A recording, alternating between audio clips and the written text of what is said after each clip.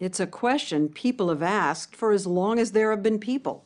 Are humans enter the baby lab? The story will continue in a moment.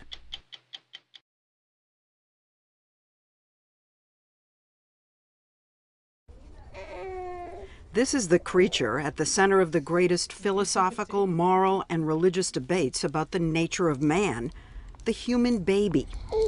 They don't do much, can't talk, can't write, can't expound at length about their moral philosophies. But does that mean they don't have one? The philosopher Rousseau considered babies perfect idiots knowing nothing.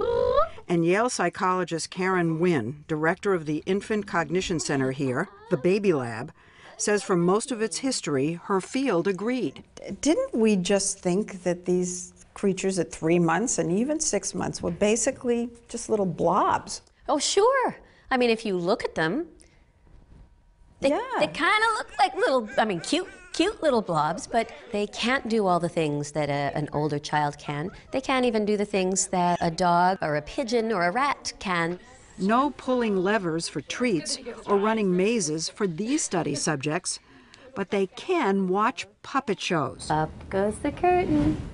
And Wynn is part of a new wave of researchers who have discovered seemingly simple ways to probe what's really going on in those adorable little heads. Up goes the curtain.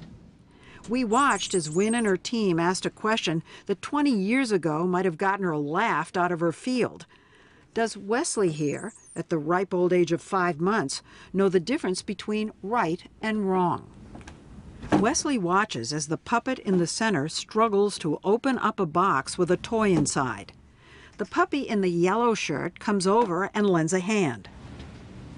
Then the scene repeats itself, but this time the puppy in the blue shirt comes and slams the box shut.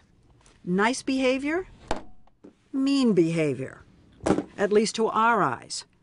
But is that how a 5-month-old sees it? And does he have a preference? Wesley, do you remember these guys from the show? To find out, a researcher who doesn't know which puppet was nice and which was mean offers Wesley a choice. Who do you like? He can't answer, but he can reach. That one. Wesley chose the good guy, and he wasn't alone. That one. More than 3/4 of the babies tested reached for the nice puppet. That one. Wynn tried it out on even younger babies, 3-month-olds, who can't control their arms enough to reach. But they can vote with their eyes, since research has shown that even very young babies look longer at things they like. Which one do you like? Daisy here looked at the mean puppet for 5 seconds, then switched to the nice one for 33. Babies, even at 3 months, looked towards the nice character and looked... On this experiment, they showed babies like James here a puppet behaving badly.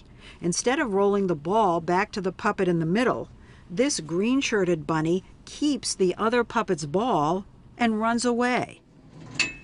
Then James is shown a second show. This time, the bunny, who we just saw steal the ball, tries to open up the box to get the toy. Will James still prefer the puppet who helps out, or will he now prefer the one who slams the box shut? Who do you like?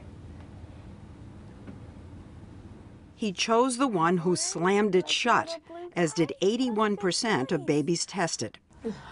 The study's conclusion, babies seem to view the ball thief as deserving punishment. So do you think that babies, therefore, are born with an innate sense of justice? At a very elemental level, I think so. Babies who can't walk, talk, or even crawl yet suggest it has to come built in. If babies are born with a basic sense of right and wrong, a universal moral core, where does all the evil in the world come from? Is that all learned? Well, maybe not. Take a look in offering babies the seemingly small, innocuous choice, graham crackers or Cheerios. Wynn is probing something big, the origins of bias, the tendency to prefer others who are similar to ourselves. Adults will like others who share even. So will Nate, who chose Cheerios over graham crackers, Hi. prefer this orange cat, who also likes Cheerios, over this gray cat who likes graham crackers instead? Which one do you like? Apparently so. Remember these guys? But if babies have positive feelings for the similar puppet, do they actually have negative feelings for the one who's different? To find out, Wynn showed babies the gray cat, the one who liked the opposite food, struggling to open up the box to get a toy. Will Gregory want to see the graham cracker eater treated well? Or does he want him treated badly? Which one do you like? That one. Okay. Gregory seemed to want the different puppet treated badly. That is amazing. So he went with his bias in a way. And so did Nate, That one. and 87% of the other babies tested. From this, Wynn concludes that infants prefer those who harm others who are unlike them. What could be more arbitrary than whether you